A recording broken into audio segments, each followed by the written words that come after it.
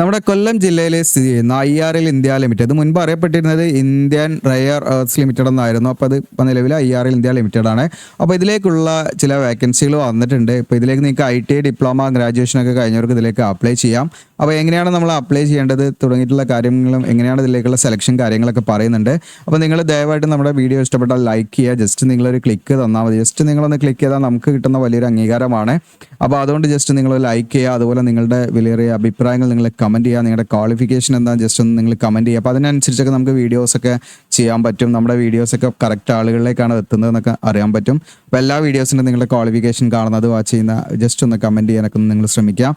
അപ്പോൾ നമുക്ക് നേരെ ഇതിൻ്റെ ഒഫീഷ്യൽ നോട്ടിഫിക്കേഷനിലേക്ക് വരാം. അപ്പോൾ ആദ്യം തന്നെ പറയാം, ഇത് അപ്രന്റീസ്ഷിപ്പ് പ്രോഗ്രാമിലേക്കാണ് വിളിച്ചിരിക്കുന്നത് IRL ഇന്ത്യ ലിമിറ്റഡ് എന്ന് പറഞ്ഞാൽ. അപ്പോൾ അപ്രന്റീസ്ഷിപ്പ് ചെയ്യാൻ താല്പര്യം ഉണ്ടെങ്കിൽ അവർ ഈ വീഡിയോ കാണുക. തുടർന്ന് നിങ്ങൾക്കൂടെ കാണാം IRL India limited Chavara apprenticeship engagement 2025-26 കാണാം. 13 മാർച്ചിനാണ് നോട്ടിഫിക്കേഷൻ വന്നിരിക്കുന്നത്. അതോടൊപ്പം തന്നെ ഇതിൽ ഏതൊക്കെയാണ് വിളിച്ചിരിക്കുന്ന വ്യക്തിയുടെ കൊടുത്തിട്ടുണ്ട്. ട്രേഡ് അപ്രന്റീസ്ഷിപ്പ് വിളിച്ചിട്ടുണ്ട്, ടെക്നീഷ്യൻ വിളിച്ചിട്ടുണ്ട്, ഗ്രാജുവേറ്റ് അപ്രന്റീസ്ഷിപ്പ് വിളിച്ചിട്ടുണ്ട്, ജനറൽ എക്സിക്യൂട്ടീവ് ഗ്രാജുവേറ്റ് തുടങ്ങിയിട്ടുള്ള വിവിധ കാറ്റഗറിയിലാണ് വിളിച്ചിരിക്കുന്നത്. അപ്പോൾ നമുക്ക് ഇതിൽ ട്രേഡ് അപ്രന്റീസ്ഷിപ്പിൽ ഓരോ ട്രേഡ് വൈസ് വേക്കൻസീസ് നോക്കാം. ഫിറ്ററിൽ നിങ്ങൾക്ക് അപ്ലൈ ചെയ്യാൻ ഫിറ്റർ ട്രേഡിൽ ITI കഴിഞ്ഞവർക്ക് അപ്ലൈ ചെയ്യാം. ഇത് ഞാൻ പറയുന്നില്ല കേട്ടോ. ഇവിടെ ഈ റൈറ്റ് സൈഡിൽ കോളം നിങ്ങൾക്ക് അതത് ട്രേഡുകളാണ് വേക്കൻസി. അതിലൊക്കെയുള്ള വേക്കൻസികൾ ഇവിടെ കൊടുത്തിട്ടുണ്ട്, നിങ്ങൾക്ക് ചെക്ക് ചെയ്യാം. അതുപോലെ ITI ഇലക്ട്രീഷ്യനിൽ ITI കഴിഞ്ഞവർക്ക് അപ്ലൈ ചെയ്യാം, MRACയിൽ ITI കഴിഞ്ഞവർക്ക് അപ്ലൈ ചെയ്യാം, ഇൻസ്ട്രുമെൻറ്റേഷൻ ITI കഴിഞ്ഞവർക്ക് അപ്ലൈ ചെയ്യാം, ഇലക്ട്രോണിക്സിൽ ITI കഴിഞ്ഞവർക്ക് അപ്ലൈ ചെയ്യാം, ഡീസൽ മെക്കാനിക്കൽ ITI കഴിഞ്ഞവർക്ക് അപ്ലൈ ചെയ്യാം, പ്ലംബർ, പിന്നെ welder, machinist, carpenter, draughtsman, civil, surveyor. ഈ പറയുക ഏതെങ്കിലും ട്രേഡിൽ നിങ്ങൾ ITI കഴിഞ്ഞിട്ടുണ്ടെങ്കിൽ നിങ്ങൾക്ക് നിശ്ചിത വേക്കൻസികളുണ്ട്, അതിലേക്ക് അപ്ലൈ ചെയ്യാം. 1 ഇയർ ആയിരിക്കും ഇതിൻ്റെ ട്രെയിനിങ് ഡ്യൂറേഷൻ. പിന്നെ MSc കെമിസ്ട്രി കഴിഞ്ഞവർക്കും അപ്ലൈ ചെയ്യാം. ഇതിൽ തന്നെ അത് 1.5 വർഷമായിരിക്കും. അവർക്ക് 2 വേക്കൻസി ഉണ്ട്. ഇനി ഗ്രാജുവേറ്റ് അപ്രന്റീസ്ഷിപ്പിലേക്ക് വരികയാണെങ്കിൽ നിങ്ങൾക്ക് BA or BTech ആണ് നിങ്ങൾക്ക് നിലവിൽ വന്നിരിക്കുന്ന ഡിസിപ്ലിൻ വൈസ് വേക്കൻസീസ് ആണ്. അതിൽ മെക്കാനിക്കൽ എഞ്ചിനീയറിംഗിൽ BA or BTech ഉണ്ടെങ്കിൽ അപ്ലൈ ചെയ്യാം. Electrical, civil, computer science, instrumentation, mining, ഈ പറഞ്ഞിരിക്കുന്ന ഏതെങ്കിലും ഒന്നിൽ BA or BTech ഉണ്ടെങ്കിൽ അപ്ലൈ ചെയ്യാം. 1 ഇയർ ആയിരിക്കും ട്രെയിനിങ് ഡ്യൂറേഷൻ. അതിൻ്റെ വേക്കൻസീസ് ഇവിടെ കാണാം നിങ്ങൾക്ക്. ഇനി അതുപോലെ ടെക്നീഷ്യൻ അപ്രന്റീസ്ഷിപ്പ് ഉണ്ട്. ഇതിലേക്ക് നിങ്ങൾക്ക് മെക്കാനിക്കൽ അല്ലെങ്കിൽ ഇലക്ട്രിക്കൽ അല്ലെങ്കിൽ സിവിൽ അല്ലെങ്കിൽ ഇൻസ്ട്രുമെൻറ്റേഷൻ അല്ലെങ്കിൽ മൈനിങ്, ഈ പറഞ്ഞിരിക്കുന്ന ഏതെങ്കിലും ഡിസിപ്ലിനിൽ ഡിപ്ലോമ കഴിഞ്ഞവർക്ക് അപ്ലൈ ചെയ്യാം. അതിൻ്റെ വേക്കൻസി ഉണ്ട്. 1 ഇയർ ആയിരിക്കും ട്രെയിനിങ് ഡ്യൂറേഷൻ. ഇനി ഇതിൻ്റെ ജനറൽ സ്ട്രീം വരുന്നത് BCom കഴിഞ്ഞവർക്ക് ഇതിലേക്ക് അപ്ലൈ ചെയ്യാം. 2 വേക്കൻസി ഉണ്ട്.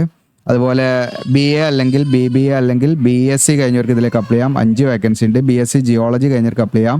2 വേക്കൻസി. അങ്ങനെ ടോട്ടൽ 72 വേക്കൻസിയിലേക്കാണ് നിലവിൽ വിളിച്ചിരിക്കുന്നത്. അപ്പോൾ ഇതിലേക്ക് നിങ്ങൾക്ക് അപ്ലൈ ചെയ്യാൻ താല്പര്യം ഉണ്ടെങ്കിൽ തുടർന്ന് നിങ്ങൾ വീഡിയോ കാണുക. വീഡിയോ ഇഷ്ടപ്പെട്ടാൽ ലൈക്ക് ചെയ്യുക. SC, OBC, PWD, AWS കാൻഡിഡേറ്റ്സിനൊക്കെ നിശ്ചിത റിസർവേഷൻ കാര്യങ്ങളൊക്കെ ഉണ്ടായിരിക്കും. പിന്നെ ഇതിലേക്ക് നിങ്ങൾ ഈ ഒരു അപേക്ഷ ഫോം ഉണ്ട് ഇതിൻ്റെ കൂടെ, അത് നമ്മൾ എന്ത് ചെയ്യണം, ഫില്ല് ചെയ്യണം. അപ്പോൾ അത് ഫില്ല് ചെയ്തിട്ട് നിങ്ങൾ അതിൻ്റെ ഒരു ഫോട്ടോ കോപ്പി നിങ്ങളെ കയ്യിലെടുത്ത് സൂക്ഷിച്ച് വെക്കുക. പിന്നീട് അത് ആവശ്യം ഉണ്ടാകുന്നതാണ് അവർ പറയുന്നത് കേട്ടോ.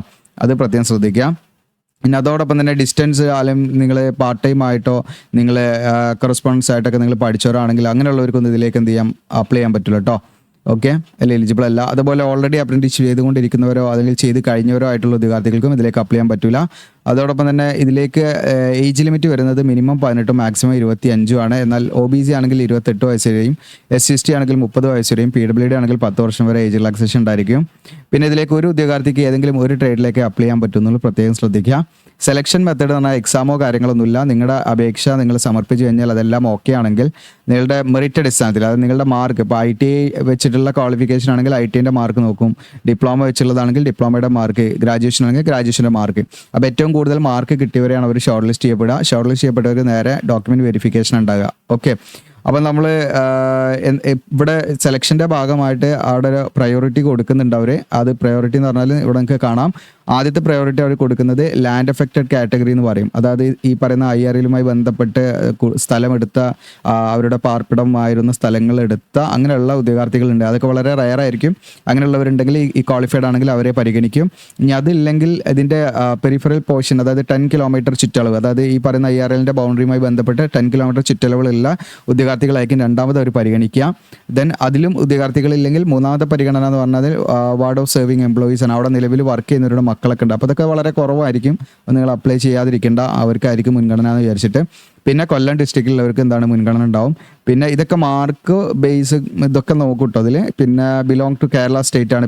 പിന്നെയാണ് അതർ സ്റ്റേറ്റിലുള്ളവർക്കുള്ള ആ ഒരു സാധ്യത ഉള്ളത് കേട്ടോ. അങ്ങനെയാണ് അതിൻ്റെ ഒരു മറ്റു ക്രൈറ്റീരിയ ഇവിടെ കാണാം. പ്രയോറിറ്റി കൊടുക്കുന്നത് സെലക്ഷൻ ചെയ്യുന്നതിൽ. അപ്ലൈ ചെയ്യുക. എക്സാം ഫീയോ കാര്യങ്ങളോ ഒന്നും തന്നെ ഇല്ല ഇതിലേക്ക്. ഇനി ഇതിലേക്ക് നിങ്ങൾക്ക് ഉയർന്ന ക്വാളിഫിക്കേഷനുള്ള പ്രൊഫഷണൽ ക്വാളിഫിക്കേഷനുള്ള ME or MTech, MCA, MBA, MSc പറഞ്ഞിരിക്കുന്ന MA, MCOM തുടങ്ങിയിട്ടും അല്ലെ CICW, PhD, LLB തുടങ്ങിയുള്ള ക്വാളിഫിക്കേഷനൊക്കെ ഉള്ളവർക്കൊന്നും ഇതിലേക്ക് അപ്ലൈ ചെയ്യാൻ പറ്റൂല കേട്ടോ. ഓക്കെ. പിന്നെ അതോടൊപ്പം തന്നെ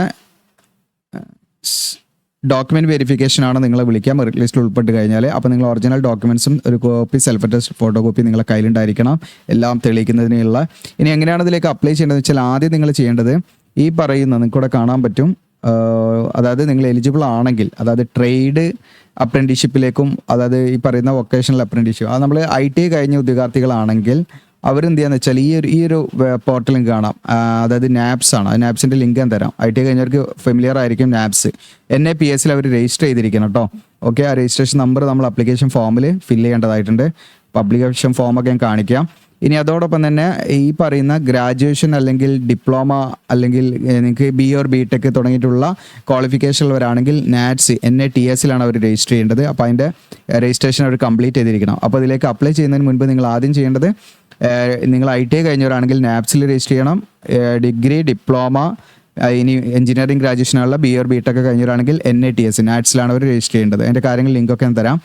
പിന്നെ അവർ പറയുന്നുണ്ട് ഈ പറയുന്ന അപ്രന്റീഷിപ്പ് പോർട്ടലിൽ കയറി ഇതാണ് എസ്റ്റാബ്ലിഷ്മെൻറ്റ് കോഡ്, അതായത് IRLൻ്റെ കോഡ് ഇതാണ്.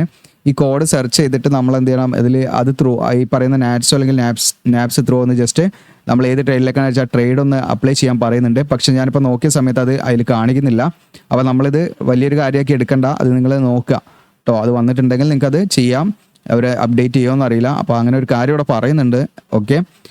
നമുക്ക് ഓഫ്ലൈനായിട്ട് അപ്ലൈ ചെയ്യണം. അത് അല്ലാതെ തന്നെ നമുക്ക് ഇവിടെ പറയുന്നുണ്ട് ഓഫ്ലൈനായിട്ട് അപ്ലൈ ചെയ്യണം എന്ന് അവർ പ്രത്യേകമായിട്ട് പറയുന്നുണ്ട്.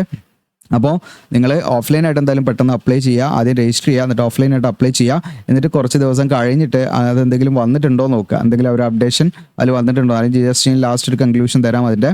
ഓക്കെ. ഇനി നിങ്ങൾ അപ്ലൈ ചെയ്യുന്ന സമയത്ത് ഫോം ഫില്ല് ചെയ്ത് അതിൻ്റെ കൂടെ നിങ്ങളുടെ എല്ലാ ഡോക്യുമെൻസും വെച്ച് സെൽഫ് അറ്റസ്റ്റഡ് ഫോട്ടോ കോപ്പിയാണ് വെക്കേണ്ടത്. ഒരു കവറിലിട്ടിട്ടാണ് അയച്ചു കൊടുക്കേണ്ടത്. സ്പീഡ് പോസ്റ്റ് ആയിട്ടാണ് അയച്ചു കൊടുക്കേണ്ടത്. ഓക്കെ.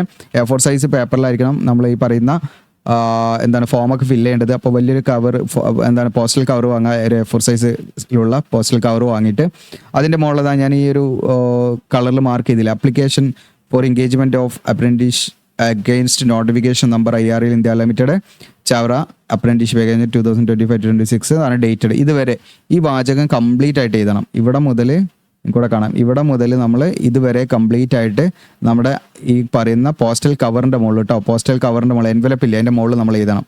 എന്നിട്ട് നിങ്ങളുടെ ഫ്രം അഡ്രസ്സും ടു അഡ്രസ്സും ഇവിടെ കൊടുത്തിട്ടുണ്ട്. ഇതാണ് to address. Okay. DGM HR എന്ന് തുടങ്ങിയിട്ട് കൂടെ കാണാം. ഇതാണ് ടു അഡ്രസ്സ്. ഈ അഡ്രസ്സിലേക്കാണ് നമ്മൾ അയച്ചു കൊടുക്കേണ്ടത്. സ്പീഡ് പോസ്റ്റ് ആയിട്ട് അയച്ചു കൊടുക്കാം. ഓക്കെ. അപ്പോൾ നിങ്ങൾ സെൽഫ് അറ്റസ്റ്റഡ് എല്ലാ ഫോട്ടോ കോപ്പീസും ഉണ്ടായിരിക്കണം എന്ന് പ്രത്യേകം ശ്രദ്ധിക്കുക. ഒന്ന് 10th SLC സർട്ടിഫിക്കറ്റ് ആണ്. പിന്നെ അടുത്തത് മാർക്ക് ഷീറ്റ് ഉണ്ടെങ്കിൽ അത് നമുക്ക് ഇപ്പം മാർക്ക് ഷീറ്റ് ഇല്ല, ഇപ്പോൾ +2 ഉണ്ടെങ്കിൽ അതും നിങ്ങൾക്ക് എന്ത് ചെയ്യാം, അതിലേക്ക് കൊടുക്കാവുന്നതാണ്. ഇനി നിങ്ങൾക്ക് SC/ST OBC കാൻഡിഡേറ്റ്സ് ഇപ്പോൾ +2ൻ്റെ ആവശ്യമൊന്നുമില്ല. ഓക്കെ. 10th or HSC എന്ന് പറയുമ്പോൾ ശരിക്കും +2 ആണ് അവിടെ ഉദ്ദേശിക്കുന്നത് അവർ. അപ്പോൾ അത് നോക്കണ്ട നിങ്ങൾ കേട്ടോ. അപ്പോൾ 10th ക്ലാസ്സിലെ സർട്ടിഫിക്കറ്റ്, ഇനി ഗ്രാജുവേഷൻ കഴിഞ്ഞിട്ടുണ്ടെങ്കിൽ നിങ്ങൾക്ക് +2ൻ്റെ കൊടുക്കണമല്ലോ. ഓക്കെ. ആ ഒരു ഓർഡറിൽ തന്നെ കൊടുക്കാം കേട്ടോ. ഓക്കെ. അപ്പോൾ എല്ലാ ക്വാളിഫിക്കേഷനും കൊടുത്തോളൂ. അപ്പം ITI കഴിഞ്ഞവരാണെങ്കിൽ അവർക്ക് 10th ക്ലാസ്സും ITIൻ്റെ മാത്രം ഡോക്യുമെൻറ്റ്സ് വെച്ചാൽ മതി. ബാക്കിയുള്ളവരാണെങ്കിൽ എല്ലാ കംപ്ലീറ്റ് ഡോക്യുമെൻറ്റ്സും വെക്കാം കേട്ടോ. പിന്നെ SC/ST OBC ഇതൊക്കെ ആണെങ്കിൽ സെൻട്രൽ ഗവൺമെൻറ് പർപ്പസിൻ്റെ തയ്യാറാക്കിയ കാറ്റഗറി സർട്ടിഫിക്കറ്റ് വേണം, EWS ഒക്കെ ആണെങ്കിലും. പിന്നെ അതുപോലെ സെമസ്റ്റർ വൈസ് നിങ്ങൾ ഈ പറയുന്ന ഗ്രാജുവേഷനൊക്കെ കഴിഞ്ഞിട്ടാണെങ്കിൽ ഡിപ്ലോമ കഴിഞ്ഞിട്ടാണെങ്കിൽ സെമസ്റ്റർ വൈസോ അല്ലെങ്കിൽ ഇയർ വൈസോ എങ്ങനെയാണ് നിങ്ങൾ പഠിച്ചിരിച്ചാൽ അതിൻ്റെ സർട്ടിഫിക്കറ്റും മാർക്ക് ഷീറ്റും ഒക്കെ വേണം. പിന്നെ ഇത് ഞാൻ പറഞ്ഞു ഈ മറ്റു ഡോക്യുമെൻറ്റ്സ് ആണ്, അത് ലാൻഡ് എഫക്റ്റഡ്, അതുപോലെ ഈ പറയുന്ന അതിൻ്റെ പെരിഫറൽ പോർഷനിൽ താമസിക്കുന്നവർ, അതുപോലെ കൊല്ലം ഡിസ്ട്രിക്റ്റിൽ, അതുപോലെ അങ്ങനെയുള്ള കുറച്ച് സംഭവങ്ങളൊക്കെ ഉണ്ടല്ലോ ഞാൻ പറഞ്ഞല്ലോ പ്രയോറിറ്റി. അപ്പോൾ അങ്ങനെയുള്ള ഡോക്യുമെൻറ്റ്സ് ഒക്കെ വേണം കേട്ടോ, അതിന് തെളിയിക്കുന്ന പ്രോപ്പറായിട്ടുള്ള. പിന്നെ നാറ്റിവിറ്റി സർട്ടിഫിക്കറ്റ് വേണം. ഓക്കെ. അത് എല്ലാ ഉദ്യോഗാർത്ഥികളും വെക്കേണ്ടി വരും, കാരണം നമ്മൾ കേരളത്തിലുള്ളവർക്ക് മുൻഗണന കൊടുക്കുന്നുണ്ടല്ലോ. ഓക്കെ. അപ്പോൾ അത് പ്രത്യേകം നമ്മൾ എല്ലാവരും എടുക്കേണ്ടി വരും. നിങ്ങൾ ഓൾറെഡി എടുത്ത് വെച്ചിട്ടുണ്ടെങ്കിൽ അത് മതി. പിന്നെ ആധാർ കാർഡ്, പിന്നെ ഇതൊക്കെ ഫോട്ടോ കോപ്പിയാണ് വെക്കേണ്ടത് കേട്ടോ. പിന്നെ പാസ്പോർട്ട് സൈസ് ഫോട്ടോഗ്രാഫ് നമ്മൾ അതിൽ ഒട്ടിക്കേണ്ടതുണ്ട്. എന്നിട്ട് ഈ അഡ്രസ്സിലേക്കാണ് നമ്മൾ അയച്ചു കൊടുക്കേണ്ടത്. സ്പീഡ് പോസ്റ്റ് ആയിട്ട് അയച്ചു കൊടുക്കാം. മാർച്ച് 28 അവിടെ എത്തേണ്ട അവസാന തീയതി വരുന്നത്. അപ്പോൾ അവർ റെക്കമെൻഡ് ചെയ്യുന്നത് സ്പീഡ് പോസ്റ്റ് ആയിട്ടാണ്, പെട്ടെന്ന് അവിടെ എത്തുകയും ചെയ്യും. ഓക്കെ. അപ്പോൾ ഇത്രയാണ് അതിൽ പ്രധാനമായിട്ടും ശ്രദ്ധിക്കേണ്ട കാര്യങ്ങൾ. ഇതാണ് ആപ്ലിക്കേഷൻ ഫോം. ഓക്കെ. ഇവിടെ നിങ്ങൾക്ക് കാണാൻ പറ്റും. ആപ്ലിക്കേഷൻ ഫോമിൽ നിങ്ങൾക്ക് ആദ്യം തന്നെ പോർട്ടൽ രജിസ്ട്രേഷൻ നമ്പർ എന്ന് പറയുന്നത് നിങ്ങൾ നാപ്സിൽ, ഞാൻ പറഞ്ഞില്ല IT കഴിഞ്ഞിട്ടാണെങ്കിൽ നാപ്സിൽ രജിസ്റ്റർ ചെയ്യണം.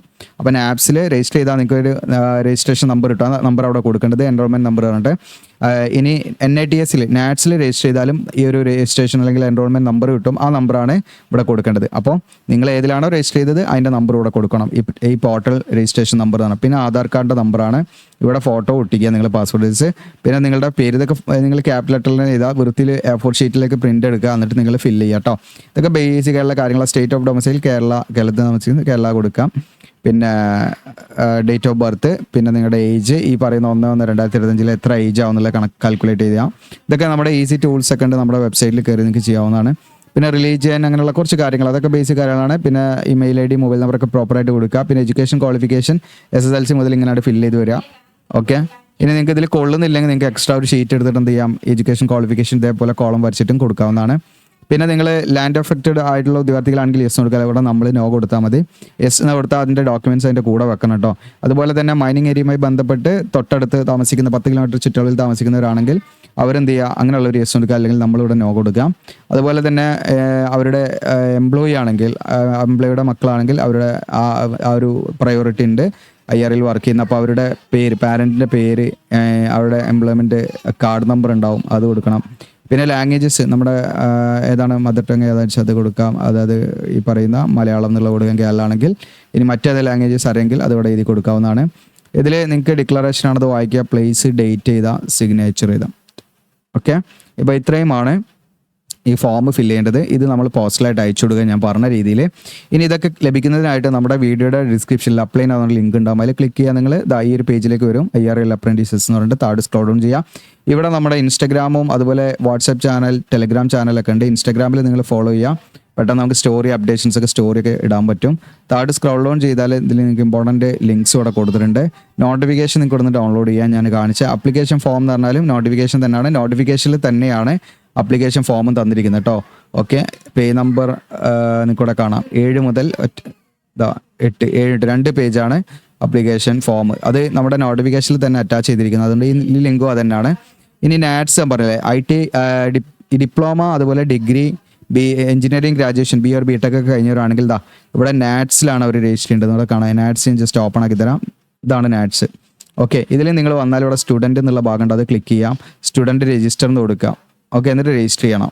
അപ്പോൾ നിങ്ങൾക്ക് ഒരു നമ്പർ കിട്ടും, രജിസ്ട്രേഷൻ നമ്പർ കാര്യങ്ങളുണ്ട്. അത് നിങ്ങൾ ആപ്ലിക്കേഷൻ ഫോമിൽ കൊടുക്കണം. അപ്പോൾ നിങ്ങളുടെ രജിസ്ട്രേഷൻ ഫുള്ള് നിങ്ങൾ കംപ്ലീറ്റ് ചെയ്യണം. നിങ്ങളുടെ പ്രൊഫൈൽ 100% കംപ്ലീറ്റ് ചെയ്യണം കേട്ടോ.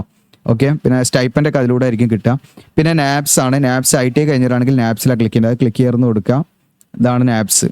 ഓക്കെ. IT കഴിഞ്ഞവർക്ക് അത് വളരെ ഫെമിലിയർ ആയിരിക്കും നാപ്സ്. ഈ നാപ്സിൽ നിങ്ങൾ എന്ത് ചെയ്യുക, നിങ്ങളുടെ അക്കൗണ്ട് ക്രിയേറ്റ് ചെയ്യണം. അതിന് നിങ്ങൾ ചെയ്യേണ്ടത് ലോഗിൻ ഒരു രജിസ്റ്റർ എന്നുള്ള ഏറ്റവും കോർണറിലുണ്ട്, അതിൽ ക്ലിക്ക് ചെയ്യാം. ഓക്കെ. അതിൽ ക്ലിക്ക് ചെയ്യുമ്പോൾ കാൻഡിഡേറ്റ്സ് എന്നുള്ളത് സെലക്ട് ചെയ്യാം. ഓക്കെ. രജിസ്റ്റേർഡ് ആസ് കാൻഡിഡേറ്റ്സ് എന്നുള്ളത് സെലക്ട് ചെയ്യാം. എന്നിട്ട് IT സ്റ്റുഡൻറ്റ് എന്നുള്ളത് സെലക്ട് ചെയ്യുക. നിങ്ങളുടെ ITൻ്റെ എൻറോൾമെൻറ്റ് നമ്പർ കൊടുക്കുക, ഫൈൻ ഡീറ്റെയിൽസ് കൊടുക്കുക. അങ്ങനെ ചെയ്തു പോവാം. ഓൾറെഡി ചെയ്തവരാണെങ്കിൽ വീണ്ടും ചെയ്യേണ്ട ആവശ്യമില്ല.